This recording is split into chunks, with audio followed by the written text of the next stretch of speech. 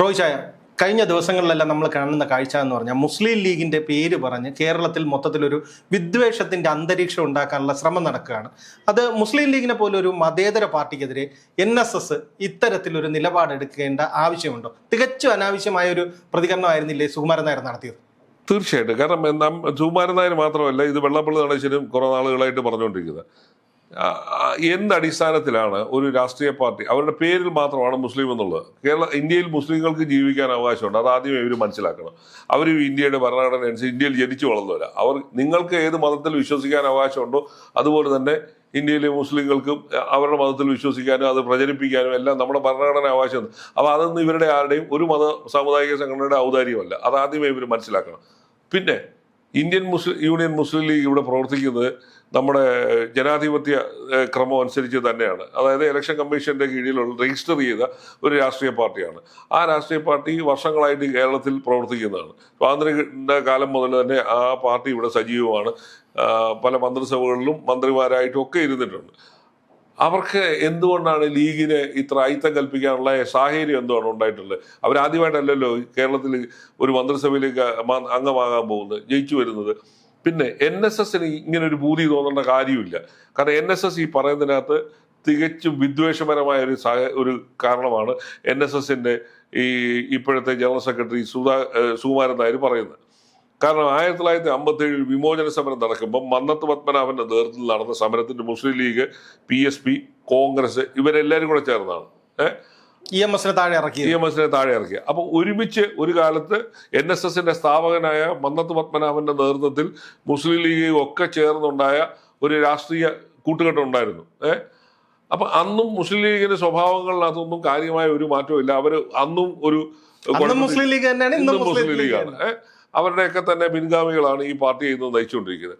അപ്പൊ പ്രത്യേകിച്ച് ഇപ്പൊ രാജ്യത്ത് 2014 മുതൽ അല്ലെങ്കിൽ അതിനു മുമ്പ് മുതൽ തന്നെ വിദ്വേഷം പരത്തുന്ന രാഷ്ട്രീയ അന്തരീക്ഷം സൃഷ്ടിക്കുന്ന ഒരു അവസ്ഥയുണ്ട്.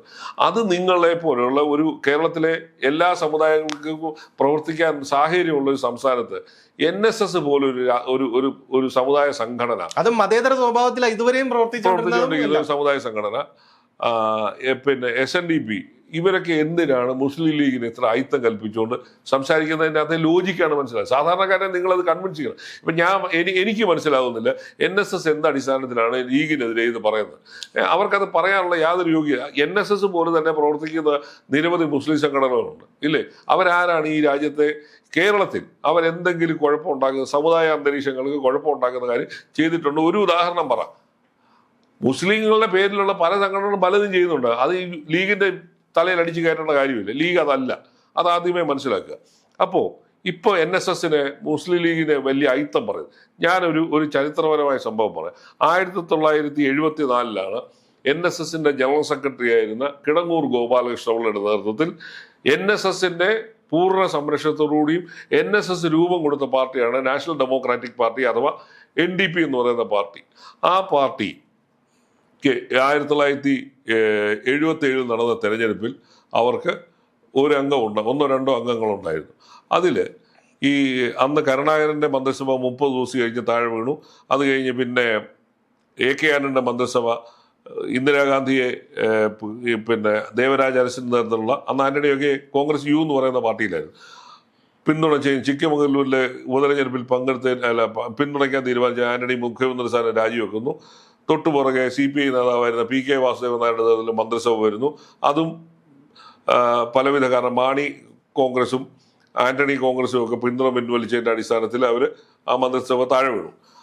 ആ സമയത്ത് പിന്നെ അന്ന് ലീഗിന്റെ നേതാവായിരുന്ന, ലീഗിന്റെ എക്കാലത്തെയും ഏറ്റവും തലയെടുപ്പുണ്ടായിരുന്ന നേതാവായിരുന്ന ശ്രീ CH മുഹമ്മദ് കോയയുടെ നേതൃത്വത്തിൽ ഒരു മന്ത്രിസഭ രൂപം കൊള്ളുന്നു. 1979 ഒക്ടോബർ 12 CH മുഹമ്മദ് കോയയുടെ നേതൃത്വത്തിൽ മന്ത്രിസഭ ചുമതലയെടുത്തു. ആ മന്ത്രിസഭയിൽ തൊഴിൽ ഭവന നിർമ്മാണ വകുപ്പ് മന്ത്രി എന്ന് പറയുന്നത് NSSന്റെ രാഷ്ട്രീയ പാർട്ടി NDPയുടെ അംഗമായ N ഭാസ്കരൻ നായരായിരുന്നു, ഇല്ലേ? NSSന്റെ ഒരു രാഷ്ട്രീയ പാർട്ടി ആദ്യമായി അംഗമാകുന്നത് ഇന്ത്യൻ യൂണിയൻ മുസ്ലിം ലീഗിന്റെ മന്ത്രിസഭയിലാണ്. നിങ്ങളത് ഈ സുകുമാരൻ നായർ ഇത് മറന്നിട്ടാണ് ഈ വർത്തമാനം പറയുന്നത്. അങ്ങനെ ഈ രാഷ്ട്രീയ പാർട്ടിക്ക് ഒരു മന്ത്രിയെ കിട്ടുന്നത് CH മുഹമ്മദ് കോയയുടെ മന്ത്രിസഭയിലാണ് ആദ്യമായിട്ട് NSSന്റെ ഒരു പ്രതിനിധി കയറി മന്ത്രിയാവുന്നത്. ആ മന്ത്രിസഭയുടെ ആയസ് ഏതാണ്ട് ഒരു മാസവും 20 ദിവസമേ ഉണ്ടായിരുന്നുള്ളൂ. ആ മന്ത്രിസഭ പിന്നെ ആന്റണി ഗ്രൂപ്പ് പിന്തുണ പിൻവലിച്ചതിനെ അത് താഴെ വീണു. പിന്നീട് 1982 കരുണാകരന്റെ നേതൃത്വത്തിൽ രൂപം കൊണ്ട ഐക്യമുന്നണി മന്ത്രിസഭയിൽ NDPയുടെ പ്രതിനിധികളും ഉണ്ടായിരുന്നു, മുസ്ലിം ലീഗും ഉണ്ടായിരുന്നു. അവരന്ന് വിദ്യാഭ്യാസവും കൈകാര്യം ചെയ്ത് അവരായിരുന്നു. NSSന്റെ ഇവര് NDPക്ക് ആരോഗ്യവകുപ്പിന്റെ ചുമതലയായിരുന്നു ഉണ്ടായിരുന്നത്. പിന്നീട് 91 വന്ന കരുണാകരൻ മന്ത്രിസഭയിലും ലീഗും ഉണ്ടായിരുന്നു, NDPയും ഉണ്ടായിരുന്നു. 96 വരെ ഇവര് മന്ത്രിസഭയിലുണ്ടായിരുന്നു. അപ്പൊ അങ്ങനെ ലീഗിനൊപ്പം മന്ത്രിസഭയിൽ ഇരുന്ന ഒരു പാർട്ടിയുടെ പ്രതിനിധികൾക്ക് ഒരു സുപ്രഭാതത്തിലാണ് ലീഗിനോട് ഐക്യം തോന്നുന്നത്. അതായത് കൂടെ നിന്ന് പ്രവർത്തിച്ചപ്പോൾ കാണാൻ പറ്റാത്ത വർഗീയതയാണ് ഇപ്പൊ കാണുന്നത്. അല്ല, അത് സുകുമാരൻ നായർ പറയണ്ടേ, ലീഗിനെ ഞങ്ങൾ എതിർക്കുന്നതിനാണ് ഞങ്ങളുടെ മുമ്പിൽ ഇന്ന കാരണങ്ങൾ. അത് സുകുമാരൻ നായർ പറയുന്നില്ല. ലീഗിന് വിദ്യാഭ്യാസ വകുപ്പ് കൊടുക്കരുത്, ലീഗ് പറയുന്ന പോലെയാണ് കോൺഗ്രസ് പോകുന്നു എന്നൊക്കെ പറയുന്നത്. അത് ന്യായം എന്താണ്?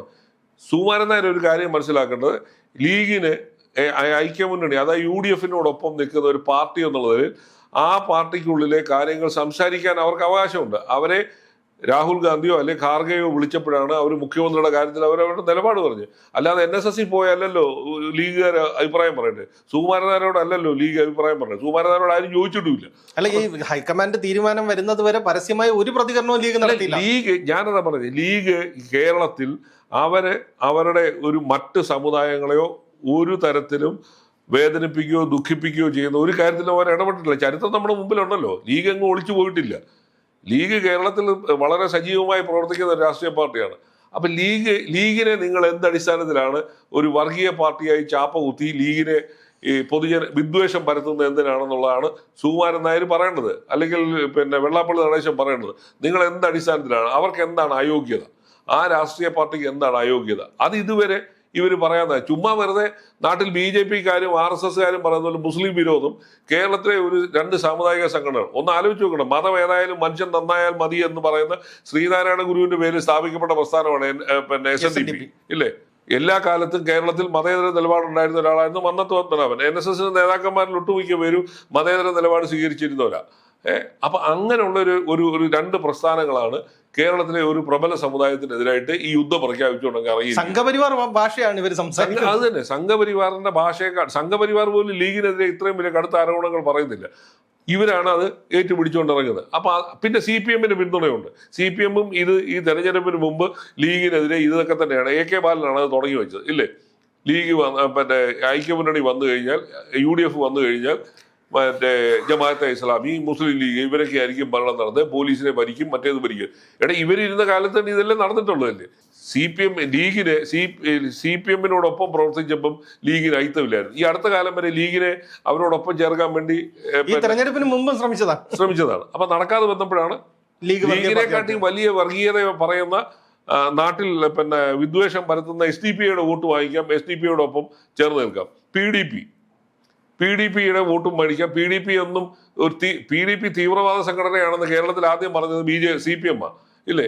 മദനിയെ തമിഴ്നാട് പോലീസിന് പിടിച്ചു കൊടുത്തത് നായനാർ ഭരിക്കുന്ന കാലത്ത് അത് സംസ്ഥാനത്തെ ഭരണത്തിന്റെ നേട്ടമായിട്ട്, അതായത് ആഭ്യന്തര വകുപ്പിന്റെ നേട്ടമായിട്ട് പറഞ്ഞ് PRD ലഘുലേഖ വരെ അടിച്ച അതേ മദനിയെ തന്നെയാണ് കൊണ്ടുനടന്നത്. അതിനകത്തൊന്നും ഒരു വർഗീയതയില്ല, ഒന്നുമില്ല. അപ്പൊ സതീശൻ ചോദിച്ചൊരു ചോദ്യമുണ്ട്, അതാണ് നമ്മൾ മനസ്സിലാക്കേണ്ടത്. നിങ്ങൾ ലീഗിനെ എതിർക്കും, ലീഗിനെതിരെ വിദ്വേഷ പ്രവർത്തനം നടന്നു. ലീഗ് മാറിയാൽ അവിടേക്ക് വരുന്ന പാർട്ടികൾ ആരാണ്? നിങ്ങൾ ആ വിദ്വേഷ പാർട്ടി പരത്തുന്ന പാർട്ടികളെയാണോ നിങ്ങൾക്ക് ചുമക്കേണ്ടത്? ലീഗ് എന്ന് പറയുന്നത് നമ്മുടെ മുമ്പിൽ ഏറ്റവും വലിയ ഉദാഹരണമുള്ള ലീഗ് ഇന്ത്യയിൽ ഒട്ടാകെ പിന്നെ ഈ ബാബറി മസ്ജിദ് തകർന്ന സമയത്ത് ഇന്ത്യ ഒട്ടാകെ വർഗീയ ലഹള നടന്നപ്പോൾ കേരളത്തിൽ മാത്രമാണ് ഉണ്ടാകാതിരുന്നത്. അതിന് കാരണം എന്ന് പറയുന്നത് മുസ്ലിം ലീഗ് എന്ന് പറയുന്ന പാർട്ടി നമ്മൾ എന്ത് പറഞ്ഞാലും ഈ നാട്ടിലെ മതേതരത്വം നിലനിർത്തുന്നതിന് ഒരു ഷോക്ക് അബ്സോർബർ പ്രവർത്തിക്കുന്ന ഒരു പാർട്ടിയാണ് ലീഗ്. അത് മറന്നിട്ടാണ് NSSന്റെ സെക്രട്ടറി രാവിലെയും വൈകിട്ടും ഇരുന്ന് പത്രസമ്മേളനം നടത്തി ലീഗിനെതിരെ ഈ വിദ്വേഷ പ്രസ്താവന നടന്നത്. അത് കേരളീയ സമൂഹം തള്ളിക്കളി. കാരണം ഈ മന്ത്രിസഭ വന്നിരിക്കുന്നത്, ഈ UDF മന്ത്രിസഭ വന്നിരിക്കുന്നത് അവരുടെ പ്രധാന ലക്ഷ്യം എന്ന് പറയുന്നത്, അവർ പ്രധാന മുദ്രാവാക്യം വർഗീയതയ്ക്കെതിരായിട്ടുള്ള നിലപാടായിരുന്നു. ആ നിലപാട് പറഞ്ഞുകൊണ്ടാണ് അവർ അധികാരത്തിൽ വരുന്നതുമെല്ലാം. അപ്പൊ അതിനകത്ത് വർഗീയ വിഷം കുത്തിച്ചേർക്കാൻ NSSന്റെ ജനറൽ സെക്രട്ടറിയെ പോലുള്ള ഒരാൾ ശ്രമിക്കാതിരിക്കുന്നതാണ്. കാരണം NSSനെ ബാക്കി ആരും ഈ നിലപാട് ആവർത്തിക്കുന്നുമില്ല. അതുകൂടെ മനസ്സിലാക്കണം. NSSന്റെ മറ്റ് NSSന്റെ സർവാധികാരിയായിട്ടാണ് സുകുമാരൻ നായർ ഇരിക്കുന്നത്. ഇരിക്കുന്നത്. അതുകൊണ്ട് വേറെ ആരും ഒന്നും പറയത്തില്ല. അപ്പൊ പക്ഷെ ആ യാഥാർത്ഥ്യം നമ്മൾ കാണാതെ പോകരുത്.